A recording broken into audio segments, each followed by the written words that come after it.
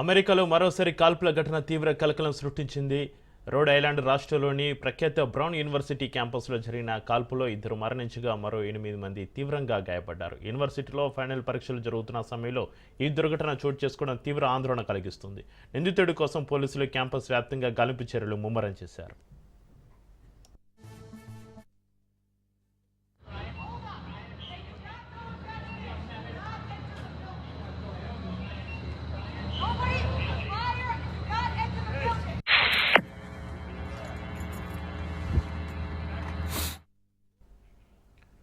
Providence mayor Bret smiley ఈ ఘటనను ధృవీకరించారు. నల్లటి దుస్తులు ధరించిన ఒక వ్యక్తి ఈ కాల్పులకు పాల్పడి ఇంజనీరింగ్ భవన్ నుంచి పారిపోయినట్లుగా పోలీసులు గుర్తించారు.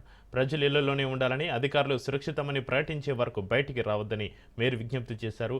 నిందితుడిని పట్టుకునేందుకు అందుబాటులో ఉన్న అన్ని వనరులను వినియోగిస్తున్నామని ఆయన తెలిపారు.